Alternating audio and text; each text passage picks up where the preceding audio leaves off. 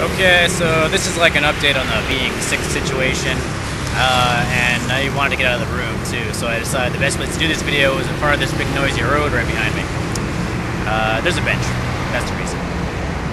Okay, so I went to the hospital and got the pills like now 2 nights ago, and I didn't sleep very well didn't sleep at all the first night basically. I didn't sleep very well last night either. And that's probably a combination of 2 things. 1, being a little bit sick, and 2, like if I take a nap during the day, which I kind of did, that pretty much like destroys the ability for me to sleep like properly at night. So I slept pretty late today, so if I'm lucky, I'll get like a full night's sleep and be sort of snap back into it tomorrow, but if not, then maybe it'll take like a day or 2. I don't have an alarm clock here, so it's hard for me to kind of regulate when I wake up. And I don't want an alarm clock. I'm not buying the alarm clock. Don't make me buy the alarm clock. Okay, so as far as like the sickness thing goes, I just feel kind of fatigued, I basically would be the thing to say. So I can still do all the stuff that I might want to do. Like I haven't exercised in the last 3 days, which is a little bit unusual because usually I do that every day to some degree. But I just haven't really been feeling it, and I should just do like the really lightweight stuff because that'll probably make me feel better, but I haven't done that. I'll do that when I get home actually. And I'm not going to say that I have a headache, but I kind of feel like there's almost a headache, so like it kind of feels like my eyes are a little bit heavy, and you know, just that symptom that everyone describes when you get any kind of sickness like at all. So like there was never really any clear conciseness of like what's going on exactly, but I do feel better than I did before, and so I'm taking these like pills that are, he actually gave me 2 prescriptions, one of which was for aspirin and one of which was like a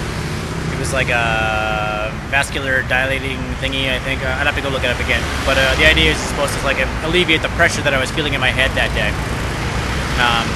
So like a headachy kind of thing, I guess.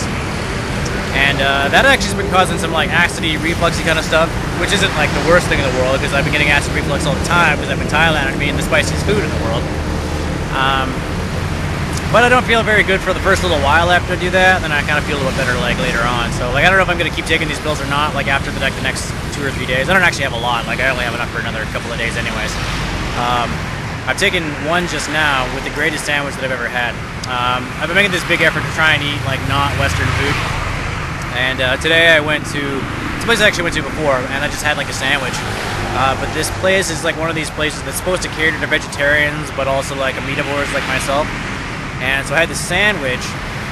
There was like a grilled chicken breast with like cheddar and like avocado, and it was like the greatest thing I've ever had. Which suggests to me that usually when I have that experience, it kind of means like there's something kind of like missing in my dietary thing. Like the avocado was so great that maybe I was sort of missing whatever kind of fat that's in the avocado. I don't even know. But you know, that's kind of a sign to me that, you know, like the food that I've been eating here, it's been like a lot of like meat dishes, and there's a lot of like rice and like noodle dishes. There's not really a lot of fat and stuff that I've been eating, so maybe there's sort of like a combo balancing thing I gotta like take care of there. The fat outside, like the chicken skin, which is on a lot of stuff. Because I'm sure you guys all find this really fascinating. The other thing I wanted to do today, which I didn't do yesterday, I didn't do the day before because of kind of sickness, is I've been looking around at different tailor shops. And I found a couple that I want to go and like check out and have conversations with. Some of my criteria is 1, you have to not hassle me at the door because that just drives me crazy at this point. But then I want to go and like talk to someone that it looks like he's been in the business for a while, so you can answer some questions. Because there's some stuff about different kinds of suits that I don't really understand why they've done one thing over another. Like I don't understand why there's different levels of pleats on pants. Some are no pleats, some are 1, 2, I think 3 pleats. And I don't really know what the difference is or why you would actually do that. I can see the difference, but I don't know why you do it. And start pricing some things out. So it would be useful to have like a suit, so like a standard suit that I could use for like a lot of different like affairs, but it would be nice if I could get more than 1 suit. And as is often the case with many things in Thailand, you get a better price if you buy more of one thing. So what I was sort of thinking about doing is I could buy 1 suit that's like a dark suit that'd be really good for business, wedding, funeral, job interviews, all those kinds of things, but get the exact same suit in a lighter color. So pretty much the opposite color. And that would be really easy for them to do because they don't have to cut for 1 suit, but then I can use those same cuts for 2, like so you can use the same measurements. And then like dress shirts and things like that, which are always fun. I have bought like some souvenir kind of stuff finally. I'm struggling with some of the members of my family what to get them, and you know who you are. You're the people that are always hard to buy for. But I found some fun stuff. the direction that I'm facing, just so you know where I am. So like I keep talking about like this, the old city being the square in this city. So there's a one-way that's going this way behind me, and there's a one-way that's going that way behind you.